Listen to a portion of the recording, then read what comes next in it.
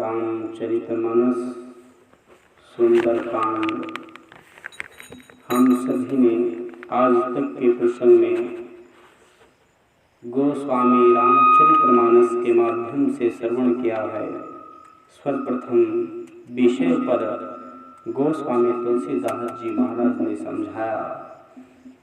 गुरु जो है नर रूप में हरि है और गुरु पद रज का वर्णन किया कि गुरु के चरणों की जो धूलि है उसकी वंदना कैसे करनी चाहिए और उसकी जो धूलि है वो आँखों में लग करके संसार में कैसे उजाला करती है और उसकी महिमा और उसके सुमरण के बारे में बताया और साधु की वंदना और सत्संग की महिमा समझाई और खल का वर्णन बताया और संत और असंत अच्छे और बुरे लोग कैसे होते हैं और उनका संग करने से जड़ चेतन राममय माया बताई और आगे समझाया है वह मालिक अनाम है जिसका कोई न नाम है न कोई रूप है न आकार है न जन्म मृत्यु है।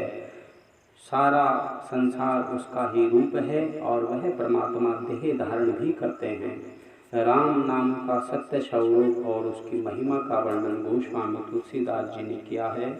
नाम और नाम की वर्णन और चार प्रकार के भक्त कैसे होते हैं, भक्त और नाम की बड़ाई, रामचरित वर्णन और उसकी कथा का प्रारंभ मकर संक्रांति के समय में प्रयागराज में और सती जी का संशय, सती का फिर शरीर का त्याग होना और उसके बाद सती का दूसरा जन्म और उनसे शिव भगवान पार्वती के रूप में विवाह होना और पार्वती जी का अवतार। फिर पार्वती जी भगवान शंकर से प्रसन्न कर पूछती है कि अवगुण निर्गुण ब्रह्मा कैसे सगुण माया में संसार में आता है। इस तरह रावण आदि का जन्म और उनका हाहाकार और धरती पर देवताओं का दुख देखकर सहायता पाने के लिए भगवान को खोज कर उनकी स्तुति करना और वरदान और भगवान का अवतार राम भगवान के जन्म उत्सव में भगवान शिव जी का पहुंचना और काकभुसुंड जी का आनंद और प्रेम का, राम जी के बालपन और अद्भुत रूप, राम जी लक्ष्मण जी की गुरु भक्ति कैसी है और जनक जी की सभा में विविध भावना वाले लोगों को राम जी का विविध रूप दर्शाना, श्री सीता जी का राम विवाह, गुरु ध्यान और श्री राम को युवराज पद अभिषिक्त करने का विचार, देवताओं का विघ्न मनाना, नीचता के कई की रूठना, राजा दशरथ का वरदान, राम का वन गमन, गुहु निषाद और लक्ष्मण जी का संवाद, वेदांत कथा, सुमंत सारथी को राम का उपदेश और केवट की भक्ति और राम का जो है गंगा के पार जाना, वाल्मीकि के आश्रम पर पहुंच जाना, श्री राम और वाल्मीकि का संवाद, राम को केवल प्रेम प्यारा, सीर समुद्र और अवध छोड़कर राम जो है वन में बसते हैं, राजा दशरथ का शोक, सुमंत का उपदेश, दशरथ का शरीर त्याग करना और भरत जी का जो है ननिहाल से घर पर आना और माता कैकेयी को जो है भला बुरा कहना, कौशल्य के सामने शपथ खाना, राजा दशरथ का श्राद्ध और वशिष्ठ जी और भरत जी को समझाना, भरत जी की वन यात्रा, राम से भरत का वन में मिलन, इंद्र का को विचार, राम की खड़ाउन लेकर भरत जी का घर पर अयोध्या में लौटना, जयंती की कथा, श्री राम अत्रि मुनि के आश्रम में जाना और पतिव्रता धर्म का उपदेश, राम और लक्ष्मण का संवाद, ईश्वर जीव और माया आदि का बखान, शूर्पणखा की कथा, खरदूषण आदि का वध, शूर्पणखा का रावण को उपदेश और सीताहरण, जटायु की कथा, कबंध वध और शबरी की कथा, नवधा भक्ति, मार्ग में राम लक्ष्मण का संवाद, पंपा सरोवर का वर्णन, पंपा सरोवर पर राम जी ने जो है नारद जी को उपदेश दिया, मित्र का धर्म, बाली वध, तारक को उपदेश, सुग्रीव को राजा बनाना, वर्षा और शरद ऋतु का वर्णन, श्री सीता जी की खोज में बंदर वीरों का जाना, सत्संग की महिमा, हनुमान जी का रावण को उपदेश और लंका दहन। आज तक की कथा में हम लोग और हनुमान जी का उपदेश देकर के लंका में रावण को, और फिर जो है हनुमान जी का लंका में वापस लौटना, लंका से वापस लौटना और श्री राम जी को यह समाचार सुनाना। आगे की कथा हम लोग श्रवण करेंगे। बोलिए सियावर रामचंद्र की जय। हम राम जी के राम जी हमारे, राम जी के राम जी हमारे, हम राम जी के राम जी हमारे हैं, हम राम जी के राम जी हमारे हैं, हम राम जी के राम जी हमारे, हम राम जी के राम जी हमारे, हम राम जी के राम जी हमारे हैं, हम राम जी के राम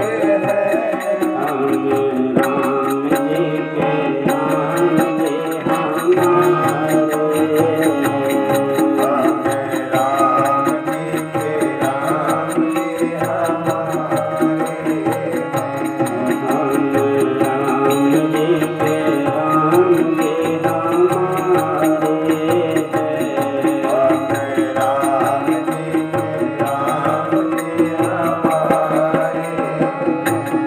हम राम जी के राम जी हमारे। श्रवण सुनी सट ताकारी बानी, बीषा जगत विदित अभिमानी, सब है स्वभाव नारी कर साचा, मंगल माहु भय मन अति कांचा। मूर्ख और जगत प्रसिद्ध अभिमानी रावण ने कानों से उसकी वाणी सुनकर खूब हंसा और बोला, स्त्रियों का स्वभाव सचमुच ही बहुत डरपोक होता है। अर्थात जो है मंदोदरी समझा रही है, मंगल भी भय हो जाता है, तुम्हारा मन हृदय बहुत कच्चा कमजोर है। यदि रावण की सेना आवेगी तो बेचारे राक्षस उसे खाकर अपना जीवन निर्वाह करेंगे। लोकपाल भी जिसके डर से कांपते हैं, उसकी स्त्री डरती हो, यह बड़ी हंसी की बात है। रावण जो है अपनी पत्नी को कह रहे हैं कि तुम कितना डरती हो, लेकिन मंदोदरी जानती है। रावण ने ऐसा कहकर हंसकर उसे हृदय से लगा लिया और कहा, ममता बढ़ाकर अधिक स्नेह दर्शाकर वह सभा में चला गया। मंदोदरी हृदय में चिंता करने लगी कि पति पर जो है विधाता प्रतिकूल है, अर्थात भगवान इनसे लगता है नाराज है। जो ही वह सभा में जाकर बैठा, उसने ऐसी खबर पाई कि शत्रु की सारी सेना समुद्र के उस पार आ गई है। उसने मंत्रियों से पूछा कि उचित सलाह कहिए, अब क्या करना चाहिए। तब वे सब हंसे और बोले कि चुप रहिए, इसमें सलाह की कौन सी बात है। आपने देवता और राक्षसों को जीत लिया है, तब तो कुछ श्रम ही नहीं हुआ, फिर मनुष्य और वानर कौन सी गिनती में आते हैं। रावण, मंत्री, वेद और गुरु, ये तीन यदि अप्रसन्नता के भय या लाभ की आशा से हित की बात न कहकर प्रिय बोलते हैं, तो ठाकुर सुहाती कहने लगते हैं, तो क्रमश राज्य, शरीर, धर्म, इन तीनों का शीघ्र ही जो है नाश होने लगता है। सोई रावण कहो बनि सहाई, रावण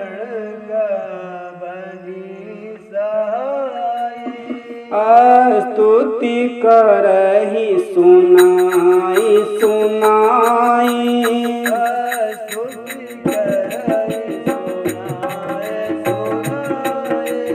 रावण के लिए भी वही सहायता संयोग आ बनी। मंत्री उसे सुना सुनाकर मुंह पर स्तुति करते हैं। इसी समय अवसर जानकर विभीषण आ गए।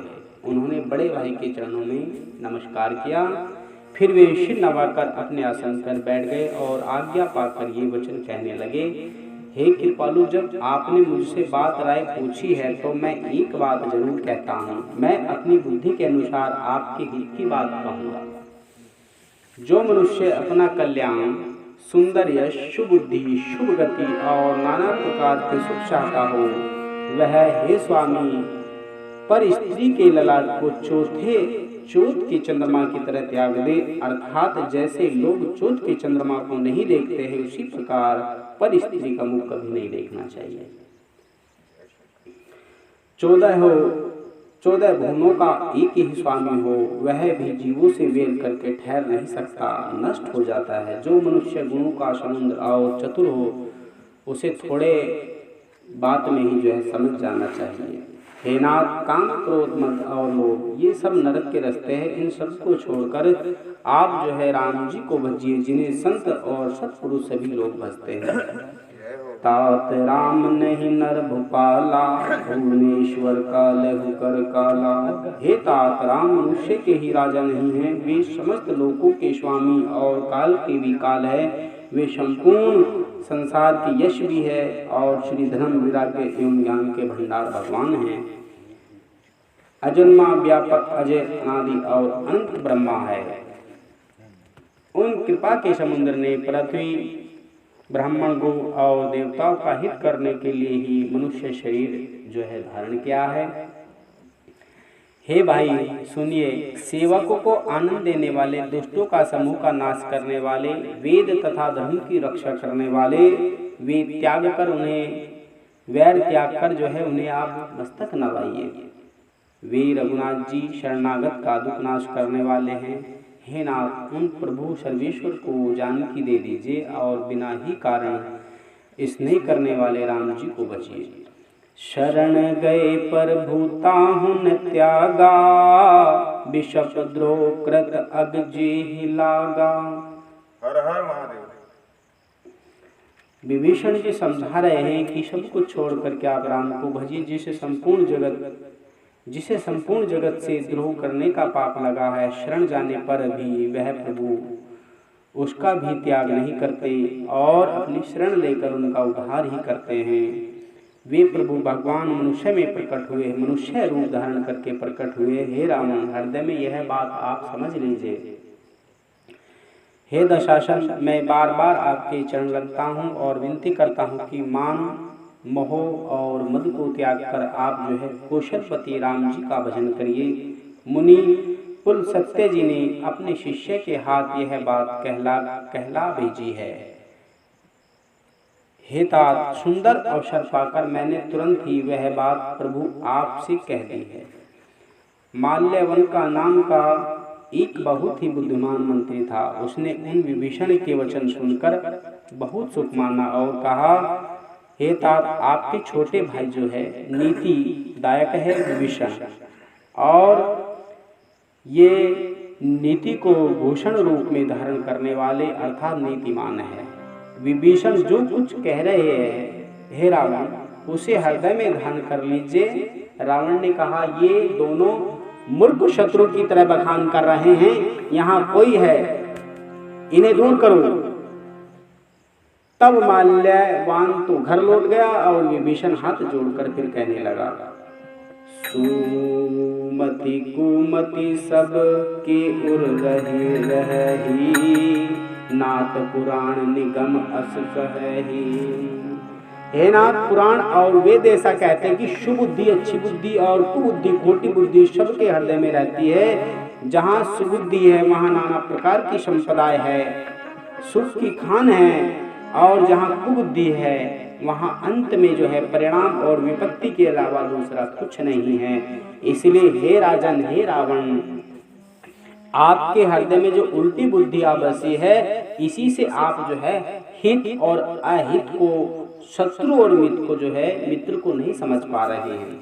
जो राक्षस कुल के लिए काल रात्रि के समान हैं, उन सीता पर आपकी बड़ी प्रीति है। हे तात, मैं चरण पकड़कर आपसे भीख मांगता हूँ, विनती करता हूँ कि आप मेरा दुलार रखिए। मुझ बालक के आग्रह को स्नेह पूर्वक स्वीकार करिए। राम जी को सीता आप दे दीजिए, जिसमें आपका और सभी लंका वासियों का जो है कल्याण है। विभीषण ने पंडितों, पुराणों और वेद द्वारा समस्त अनुमोदित वाणी से नीति बखान कर कही, पर उसे सुनते ही रावण क्रोधित होकर उठा और बोला कि अरे दुष्ट, अब मृत्यु तेरे निकट आ गई है। अरे मूर्ख, तू जीता तो है, सदा मेरे जीने पर जीता है और मेरा ही जिलाया जीता है, अर्थात मेरे ही अंश से पल रहा है।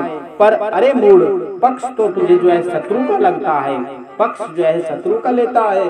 अरे दुष्ट, बता, जगत में ऐसा कौन है जिसे मैंने अपनी भुजाओं के बल से न जीता हूँ।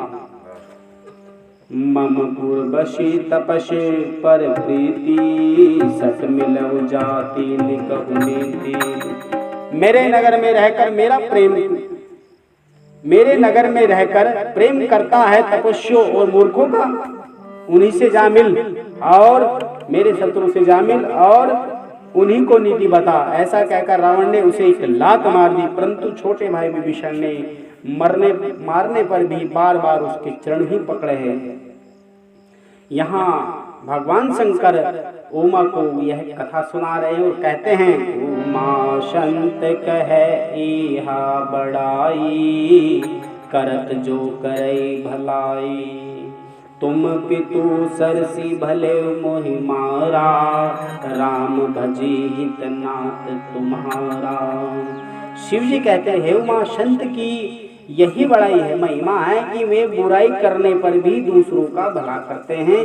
विभीषण ने कहा, आप मेरे पिता के समान हैं, अगर आप मुझे लात भी मारते हैं तो ये अच्छा किया आपने, परंतु हे नाथ, आपका भला राम जी को भजने में है, इसलिए आप जो है राम को भजिए। सचिव संग ले नभ पत गवाई, सबहि सुनई कहत अस भाई। इतना कहकर विभीषण अपने मंत्रियों को साथ लेकर आकाश मार्ग में गए और सबको सुनाकर वे कहने लगे, श्री राम जी सत्य संकल्प एवं सौ समर्थ प्रभु है, और हे रावण, तुम्हारी सभा काल के वश है, अतः मैं अब रघुवीर की शरण जाता हूँ, मुझे दोष न देना। ऐसा कहकर विभीषण जो ही चले तो ही सब राक्षस आयुहीन हो गए, उनकी मृत्यु निश्चित हो गई। शिव जी कहते, हे भवानी, साधु का अपमान तुरंत ही संपूर्ण कल्याण का, हानि का नाश कर देता है। रावण जब विभीषण त्यागा, भय विभु बिनु तभई अभागा। चले हर से रघुनाए पाई,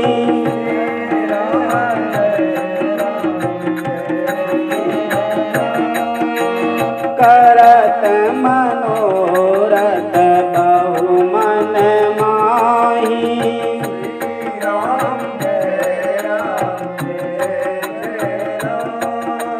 रावण ने जिस क्षण विभीषण को त्यागा, उसी क्षण वह भागा, वैभव और सब सम्मान छोड़ गया। विभीषण जी खुश होकर मन में अनेकों मनोरथ करते हुए रघुनाथ जी के पास चले। वे सोचते जाते हैं, मैं जाकर भगवान के कोमल लाल वर्ण के सुंदर कमल दर्शन करूंगा, जो सेवकों को सुख देने वाले हैं। जिनके चरणों का स्पर्श पाकर ऋषि पत्नी अहिल्या जो है पत्थर से नारी हो गई, जो दंडक वन को पवित्र करने वाले हैं। जी पद जनक सुता उर लाए, कपट कुरंग संग धर धाये, हर उर सर सरोज पद जेहि, आहो भाग्य में देखूं ते। जिन चरणों को जानकी ने हृदय में धारण करके रखा है, जो कपट मर के साथ पृथ्वी पर उसे पकड़ने को दौड़े थे, और जो चरण कमल साक्षात शिव जी के हृदय रूपी मंदिर में सरोवर में विराजमान रहते हैं, मेरा आहो भाग्य है कि आज मैं उन्हीं के दर्शन करूंगा। बोलिए सियावर राम जिन चरणों की पादुकाओं में भरत जी ने अपना मन रखा है, आहा आज मैं उन्हीं चरणों को अभी जाकर नेत्रों से देखूंगा। एहि विधि करत से प्रेम विचारा,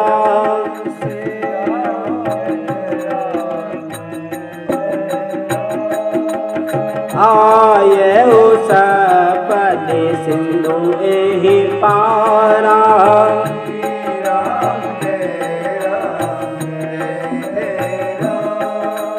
कपन विभूषण आवत देखा,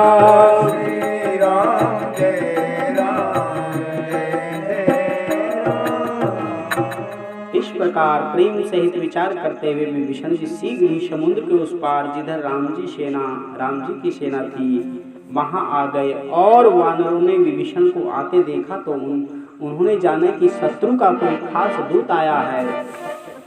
उन्हें पहरे पर ठहरा कर वे सुग्रीव के पास गए और उनको सब समाचार कह सुना। सुग्रीव ने राम जी के पास जाकर कहा, हे रघुनाथ जी सुनिए, रावण का भाई आपसे मिलने आया है। कहे प्रभु सखा बूझिए कहा, कहे कपीस सुनऊ नर नाम। प्रभु राम जी ने कहा, हे मित्र तुम क्या समझते हो, तुम्हारी क्या राय है। वानर राज सुग्रीव से राम जी ने कहा कि आप क्या कहना चाहते हो, आखिर क्या कारण से आए हैं। हे महाराज सुनिए, राक्षसों की माया जानी नहीं जाती है। सुग्रीव जी कहने लगे कि यह इच्छा से रूप धारण करने वाले हैं और बड़े छली है, क्या पता किस कारण आया है। जान पड़ता है कि यह मूर्ख हमारा भेद लेने आया है, इसलिए मुझे तो अच्छा लगता है कि इसे बांध कर रखा जाए। श्री राम जी ने कहा, अरे सुग्रीव मित्र, तुमने नीति तो अच्छी विचारी, परंतु मेरा प्रण तो है कि शरणागत के भय को हरना चाहिए, ना कि उसे दुख देना चाहिए। सुने पर बचन हरस हनुमाना,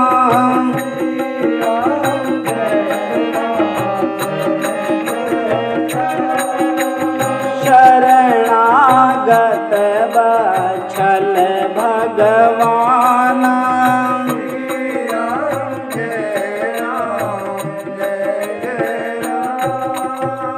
भगवान राम के प्रभु के वचन सुनकर हनुमान जी पास में खड़े थे और सुनकर कहा कि जो शरण में आता है उसको दुख नहीं देना चाहिए, उसको सुख देना चाहिए। और यह बात जब राम जी ने कही तो खड़े हुए हनुमान जी जो है सुनकर के बड़े खुश हुए, मन ही मन में मुस्कुरा रहे हैं। भगवान जो है, हनुमान जी सोच रहे कि भगवान कैसे शरणागत वत्सल्य है, जो शरण में आए हुए पर भी जो है पिता की भांति अपना प्रेम दिखा रहे हैं। राम जी फिर बोले, जो मनुष्य अपने अहित का अनुमान करके शरण में आए हुए का त्याग कर देते हैं, वे पामर शूद्र है, अर्थात वे पाप वाले हैं। उन्हें देखने में भी हानि और पाप लगता है।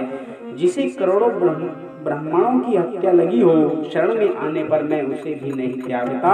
ऐसा राम जी कहते हैं, जीव जो ही मेरे सम्मुख होता है तो ही उसके करोड़ों जन्मों के पाप जो है नष्ट हो जाते हैं। बोलिए सियावर राम। पापी का यह सहज स्वभाव होता है कि मेरा भजन उसे कभी नहीं सुहाता। यदि वह रावण का भाई निश्चय ही दुष्ट हृदय का होता तो क्या वह मेरे सम्मुख आ सकता था। जो मनुष्य निर्मल मन का होता है वही मुझे पाता है। मुझे कपट और छल छिद्र नहीं सुहाते। यदि उसे रावण ने भेद लेने को भेजा है तब भी हे सुग्रीव जी अपने को कुछ भी भय या हानि नहीं है, क्योंकि हे सखे जगत में जितने भी राक्षस हैं लक्ष्मण क्षण भर में उन सबको मार सकते हैं। और यदि वह भयभीत होकर मेरी शरण आया है तो मैं उसे प्राणों की तरह रखूंगा। कृपा के राम जी ने हंसकर कहा, दोनों ही परिस्थितियों में उसे ले आओ। तब अंगद और हनुमान जी सहित सुग्रीव जी कृपालु राम की जय हो ऐसा कहते हुए वो विभीषण की ओर बढ़े और आदर सहित विभीषण के पास जाकर उन्हें वे ले आए, जहाँ करुणा के खान राम जी थे। नेत्रों को आनंद का दान देने वाले अत्यंत सुखद दोनों भाइयों को विभीषण ने दूर से ही देखा। फिर शोभा के राम जी को देखकर वे पलक मारना भूल गए। स्तब्ध होकर एक टकाटक देखते ही रह गए।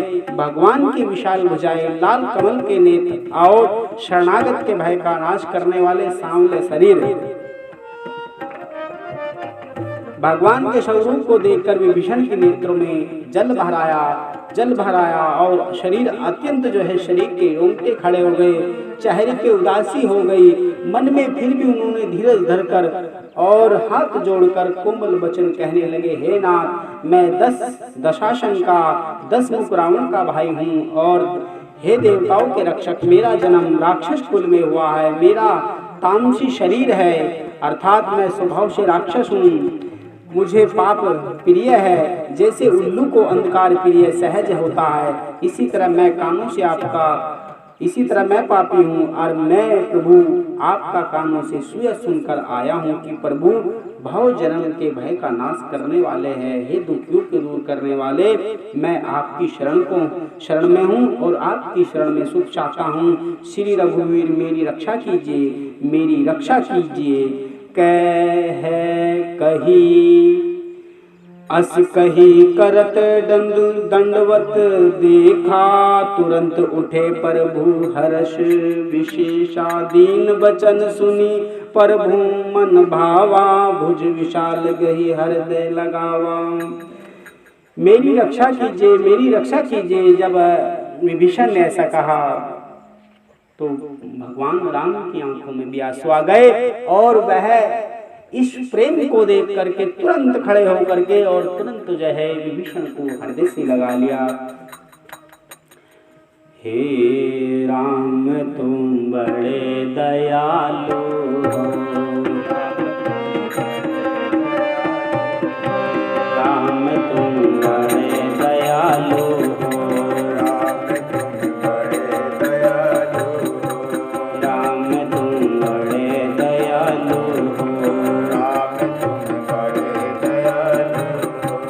तेरा यश गाया वेदों ने, तेरा यश गाया वेदों ने, राम तुम बड़े दयालु हो, हरिज तुम बड़े दयालु हो। नैया डोल रही मेरी,